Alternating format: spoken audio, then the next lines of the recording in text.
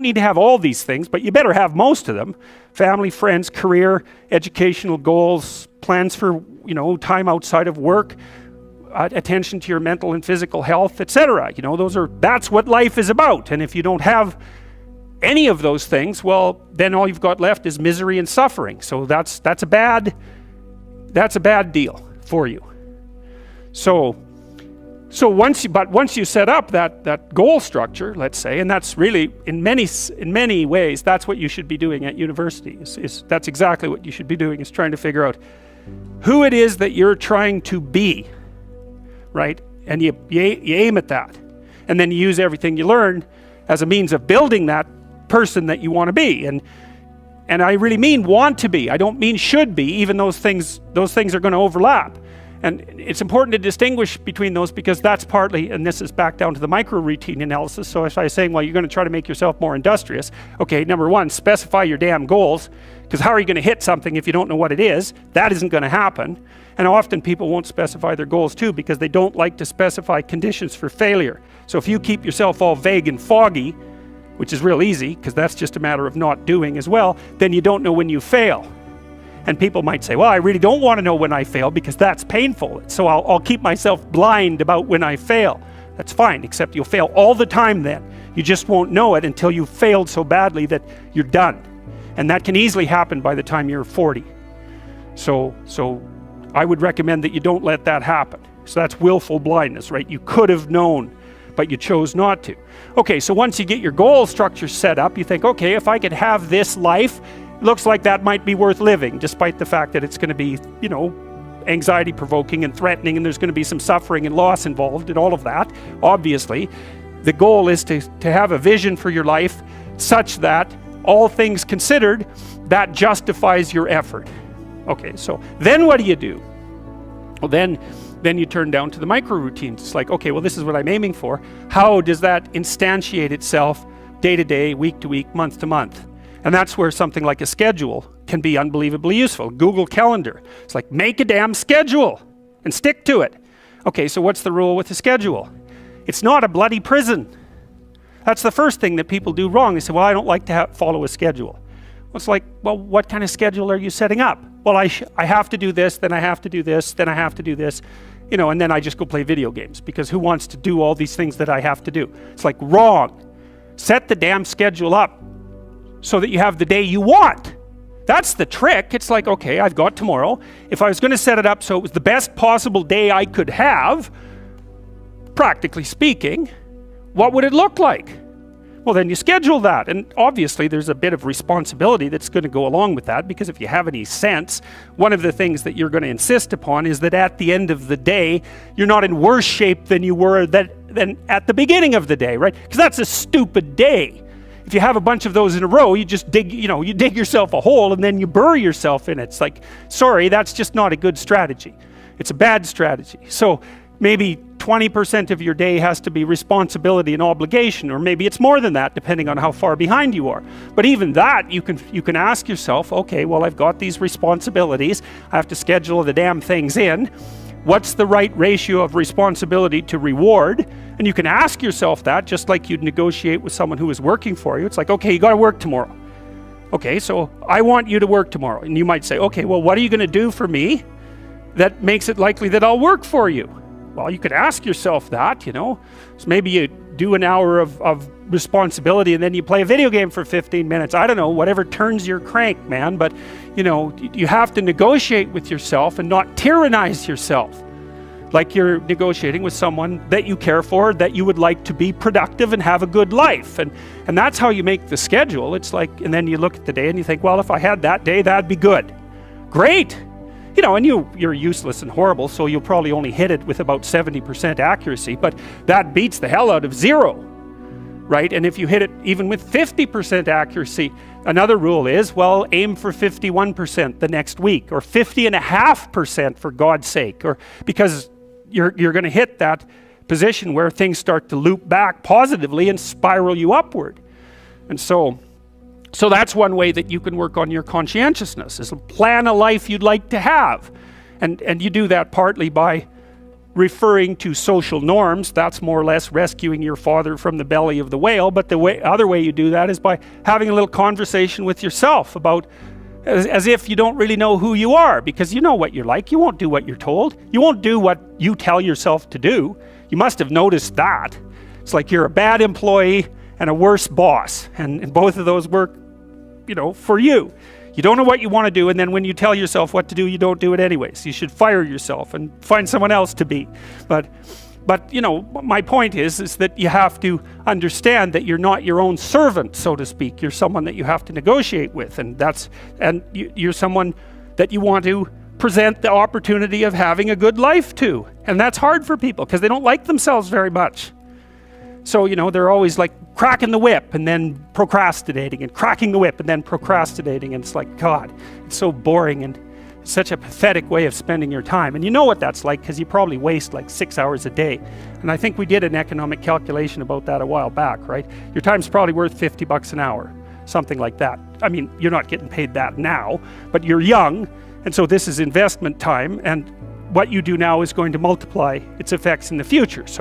So let's say it's $50 an hour, which is perfectly reasonable. So if you waste 6 hours a day, and you are, then you're wasting about $2,000 a week, or about $100,000 a year. So go ahead, but that's what it's costing you every hour. And you need to know what your damn time is worth. So let's say it's not $50, it's 30, whatever. Maybe it's 100, it's somewhere in that range. One of the things you should be asking yourself is, when you spend an hour, would have I paid someone $50 to have had that hour? And if the answer is no, it's like, well, maybe you should do something else with your time. And it depends on whether or not you think that your time's worthwhile. But the funny thing about not assuming that is, if you assume your time isn't worthwhile, what happens is you don't just sit around sort of randomly in a state of responsibilityless bliss. What you do is you suffer existentially.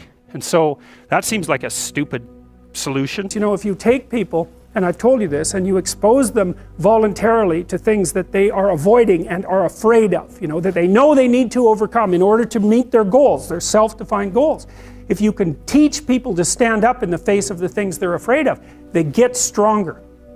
And you don't know what the upper limits to that are, because you might ask yourself, if for 10 years, if you didn't avoid doing what you knew you needed to do, by your own definitions, right, within the value structure that you've created, to the degree that you've done that, what would you be like?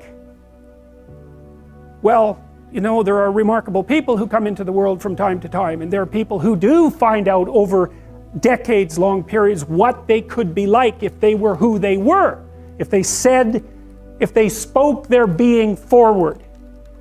And they get stronger and stronger and stronger, and we don't know the limits to that. We do not know the limits to that. And so you could say, well, in part, perhaps the reason that you're suffering unbearably can be left at your feet, because you're not everything you could be, and you know it. And of course, that's a terrible thing to admit, and it's a terrible thing to consider, but there's real promise in it, right? Because it means that perhaps there's another way that you could look at the world, and another way that you could act in the world, so what it would reflect back to you would be much better than what it reflects back to you now. And then the second part of that is, well, imagine that many people did that, because we've done a lot as human beings. We've done a lot of remarkable things, and I've told you already, I think before, that today, for example, about 250,000 people will be lifted out of abject poverty, and about 300,000 people attached to the electrical power grid. We're lifting people out of poverty collectively at a faster rate that's ever occurred in the history of humankind by a huge margin. And that's been going on unbelievably quickly since the year 2000. The UN had planned to have poverty between 2000 and 2015, and it was accomplished by 2013. So there's inequality developing in many places, and you hear lots of political agitation about that. But overall, the tide is lifting everyone up, and that's a great thing. And we have no idea how fast we could multiply that if people got their act together and really aimed at it. Because, my experience is with people that we're probably running at about 51% of our capacity. You can think about this yourselves. I often ask undergraduates how many hours a day you waste, or how many hours a week you waste. And the classic answer is something like 4 to 6 hours a day. Inefficient studying, watching things on YouTube that not only do you not want to watch, that you don't even care about, that make you feel horrible about watching after you're done. That's probably 4 hours right there. You think, well, that's 25 hours a week, it's 100 hours a month, that's 2.5 full work weeks, it's half a year of work weeks per year. And if your time is worth $20 an hour, which is a radical underestimate, it's probably more like 50 if you think about it in terms of deferred wages. If you're wasting 20 hours a week, you're wasting $50,000 a year. And you are doing that right now. And it's because you're young, wasting $50,000 a year is a way bigger catastrophe than it would be for me to waste it, because I'm not going to last nearly as long. And so if your life isn't everything it could be, you could ask yourself, well, what would happen if you just stopped wasting the opportunities that are in front of you? You'd be who knows how much more efficient? 10 times more efficient, 20 times more efficient. That's the Pareto distribution. You have no idea how efficient people get. It's off the charts. Well, and if we all got our act together collectively and stopped making things worse, because that's another thing people do all the time, not only do they not do what they should to make things better, they actively attempt to make things worse because they're spiteful or resentful or arrogant or deceitful or homicidal or genocidal or all of those things all bundled together in an absolutely pathological package. If people stopped really trying just to make things worse, we have no idea how much better they would get just because of that. So there's this weird dynamic that's part of the existential system of ideas between human vulnerability, social judgment, both of which are major causes of suffering, and the failure of individuals to adopt the responsibility that they know they should adopt. And that's the thing that's interesting too, is that, and like another thing I've often asked my undergraduate classes is, you know, there's this idea that people have a conscience. And you know what the conscience is. It's this feeling or voice you have in your head just before you do something that you know is stupid, telling you that probably you shouldn't do that stupid thing. You don't have to listen to it, strangely enough. But you go ahead and do it anyways, and then, of course, exactly what the conscience told you was going to happen inevitably happens, so that you feel even stupider about it than you would if it happened by accident. Because you know, I knew this was going to happen, I got a warning it was going to happen, and I went and did it anyways. And the funny thing too is that conscience operates within people, and we really don't understand what the hell that is. So you might say, well, what would happen if you abided by your conscience for 5 years or for 10 years? What sort of position might you be in? What sort of family might you have? What sort of relationship might you be able to forge? And you can be bloody sure that a relationship that's forged on the basis of who you actually are is going to be a lot stronger and more welcome than one that's forged on the basis of who you aren't.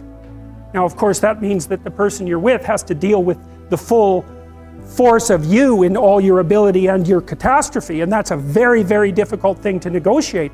But if you do negotiate it, well, at least you have something, you have somewhere solid to stand, and you have somewhere to live, you have a real life.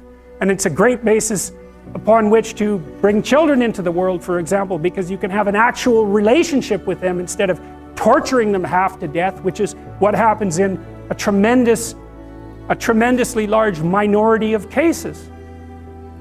Well, it's more than that too, because, and this is what I'll close with, and this is why I wanted to introduce Solzhenitsyn's writings to you. You see, because it isn't merely that your fate depends on whether or not you get your act together and to what degree you decide that you're going to live out your own genuine being. It isn't only your fate, it's the fate of everyone that you're networked with. And so, you know, you think, well, there's 7 billion people in the world. We're going to peak at about 9 billion, by the way, and then it'll decline rapidly. But 7 billion people in the world, and who are you? You're just one little dust mote among that 7 billion, and so it really doesn't matter what you do or don't do, but that's simply not the case. It's the wrong model, because you're at the center of a network. You're a node in a network. Of course, that's even more true now that we have social media. You'll know 1,000 people, at least over the course of your life. And they'll know 1,000 people each, and that puts you one person away from 1 million, and 2 persons away from 1 billion. And so that's how you're connected, and the things you do, they're like dropping a stone in a pond. The ripples move outward, and they affect things in ways that you can't fully comprehend, and it means that the things that you do and that you don't do are far more important than you think. And so if you act that way, of course, the terror of realizing that is that it actually starts to matter what you do. And you might say, well, that's better than living a meaningless existence. It's better for it to matter. But I mean, if you really asked yourself, would you be so sure if you had the choice? I can live with no responsibility whatsoever. The price I pay is that nothing matters. Or I can reverse it and everything matters. But I have to take the responsibility that's associated with that. It's not so obvious to me that people would take the meaningful path. You know, when you say, well, nihilists suffer dreadfully because there's no meaning in their life and they still suffer. Yeah, but the advantage is they have no responsibility. So that's the payoff, and I actually think that's the motivation. Say, well, I can't help being nihilistic. All my belief systems have collapsed. It's like, yeah, maybe. Maybe you've just allowed them to collapse because it's a hell of a lot easier than acting them out. And the price you pay is some meaningless suffering, but you can always whine about that and people will feel sorry for you, and you have the option of taking the pathway of the martyr, so that's a pretty good deal, all things considered. Especially when the alternative is to bear your burden properly and to live forthrightly in the world. Well, what Solzhenitsyn figured out, and so many people in the 20th century, it's not just him, even though he's the best example, is that if you live a pathological life, you pathologize your society. And if enough people do that, then it's hell. Really. Really. And you can read the Gulag Archipelago if you have the fortitude to do that, and you'll see exactly what hell is like. And then you can decide if that's a place you'd like to visit, or even more importantly, if it's a place you'd like to visit and take all your family and friends. Because that's what happened in the 20th century. How to think about motivation? We'll think about it from the hypothalamic perspective. So we could say one thing that motivation does is set goals. We could say that emotions track progress towards goals. And I'm going to use that schema even though it's not exactly right. So you say, well, motivation determines where you're going to aim. So if you're hungry, you're going to aim at something to eat. And then that will organize your perceptions so that you zero out everything that isn't relevant to that task, which is almost everything. You concentrate on those few things that are going to facilitate your movement forward. When you encounter those things, that produces positive emotion as you move through the world towards your goal, and you see that things are laying themselves out that facilitate your movement forward. Those things cause positive emotion. And if you encounter anything that gets in the way, then that produces negative emotion, and it can be like threat, because you're not supposed to encounter something that gets in the way.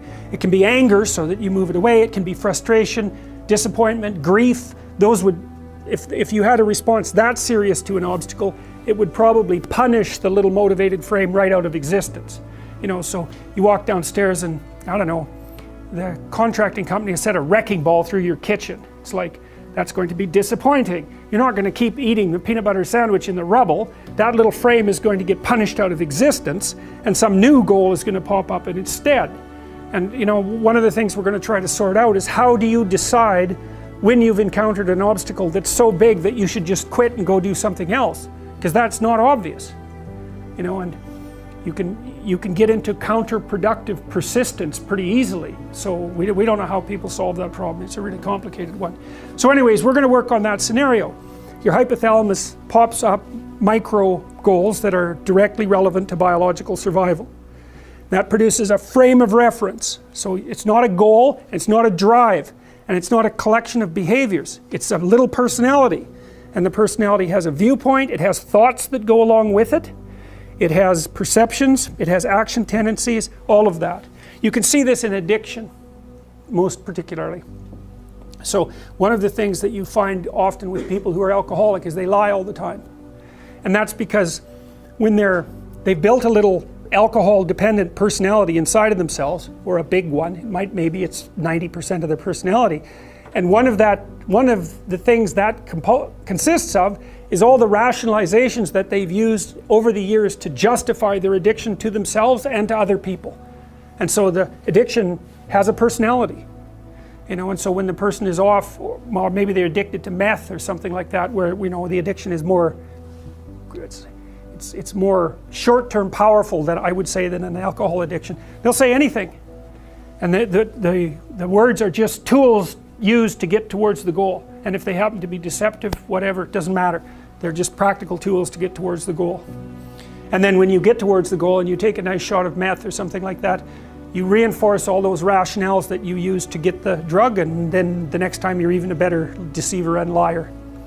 So, okay, so we're going to say motivations, one way of thinking about it is they set goals, but it's not the right way of thinking about it. they produce a whole framework of interpretation. And so we're going to think about that framework of interpretation. And then emotions emerge inside of that.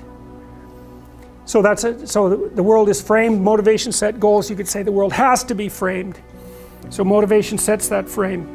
Goals, emotions, perceptions, and actions. And then actions track progress. So positive emotion says you're moving forward properly towards your goal. And if you encounter something you don't expect, you stop. That's anxiety. It's like, oh, we're not where we thought we were. And so we don't know what to do. So we should stop because we don't know where we are or what we're doing. Stop, frozen. And then the more powerful negative emotions like pain, they might make you get out of there. So emotions, forward, stop, reverse. That's your emotions within that motivated frame. So, and that's another example of how your mind is embedded in your body. Your emotions are like they're offshoots of action tendencies. That's the right way to think about it. Because action is everything, fundamentally. So what are some basic motivations? Most of these are regulated by the hypothalamus, by the way, and that tells you just how important a control system it is. The other thing that's useful to know about the hypothalamus is that it has projections going up from it that are like tree trunks, and inhibitory projections coming down that are like grapevines. So you can kind of control your hypothalamus as long as it's not on too much, but if it's on in any serious way, it's like it wins. So partly what you do to stop yourself from falling under the dominion of your hypothalamus is to never ever be anywhere where its action is necessary, right? You don't want to go into a biker bar because you might find yourself in a situation where panicked defensive aggression is immediately necessary. You probably don't want that. You don't want the panic, you don't want the terror, you don't want the frenzied fight, you don't want any of that. You don't want to have to run away in absolute panic. So you just don't go there. And a huge part of how we regulate our emotions is just by never going anywhere where we have to experience them. And so that has very little to do with internal inhibitory control and everything to do with staying where you belong. The Myth of Mental Illness by Thomas Szasz, S-Z-A-S-Z. It's a classic. You should read it. If you're interested in psychology, read it. Like, it's a classic. And he basically said, most people have problems in living, they don't have psychological problems. And so I've experienced, despite my love for the psychoanalysts, very frequently what I'm doing as a therapist is helping people have a life that would work. You know, and you can parameterize that. It's like, what do you need? How about some friends? That people kind of like that. How about an intimate relationship with someone that you can trust, that maybe has a future? That'd be good. How about a career that puts you in a dominance hierarchy somewhere, so at least you've got some possibility of rising, some possibility of stabilizing yourself, and a schedule and a routine, because no one can live without a routine. You just forget that. If you guys don't have a routine, I would recommend, like, you get one going, because you cannot be mentally healthy without a routine. You need to pick a time to get up. Whatever time you want, but pick one and stick to it, because otherwise you dysregulate your circadian rhythms and they regulate your mood. And eat something in the morning. I've had lots of clients who've had anxiety disorders. I had one client who was literally starving. Very smart girl. There's very little that she liked. She kind of tried to subsist on like half a cup of rice a day. She came to me and said, I have no energy. I come home, all I want to do is watch the same movie over and over. What, like, is that weird? And I thought, well, it depends on how hard you work. You know, it's a little weird, but whatever. It's familiar, you're looking for comfort. So I did an analysis of her diet. It's like 3/4 of a cup of rice. It's like, you're starving. Eat something. You know, you'll feel better. So she modified her diet and all her anxiety went away and she had some energy. It's like, yeah, you gotta eat. So a schedule, that's a good thing, man. Your brain will thank you for it. It will stabilize your nervous system. With a bit of a plan, that's a good thing. You need a career, you need something productive to do with your time. You need to regulate your use of drugs and alcohol, most particularly alcohol, because that does in a lot of people. You need a family, like the family you have, your parents and all that. It'd be nice if you all got along, you could work on that, that's a good thing to work on, and then, you know, you probably need children at some point, and that's life. That's what life is. And if you're missing, you know, you may have a good reason to not be operating on one of those dimensions. It's not mandatory, but I can tell you that if you're not operating reasonably well on 4, I think I mentioned 6, if you're not operating reasonably well on at least 3 of them, there's no way you're going to be psychologically thriving. And that's more pragmatic in some sense than psychological, right? Human beings have a nature, there's things we need. And if we have them, well, that's good. And if we don't have them, well, then we feel the lack. And so behaviorists, behavioral psychologists concentrate a lot more on that sort of thing. You know, it's practical. It's like strategizing. Make a career plan. Figure out how to negotiate, because that's bloody important. Figure out how to say what you need. Figure out how to tell the truth to people. Figure out how to listen to your partner in particular, because if you listen to them, they will actually tell you what they want, and sometimes you can give it to them and maybe they'll return the favor, and if you practice that for like 15 years, well, then maybe you're constantly giving each other what you want. Well, hooray, that would be good. And then there's 2 of you under most circumstances, and it's better to have 2 brains than 1, because people think differently because of their temperament mostly. And so the negotiation is where the wisdom arises, and it's part of the transformation, the psychological transformation that's attendant on an intimate relationship, and one of the fundamental purposes of a long-term intimate relationship.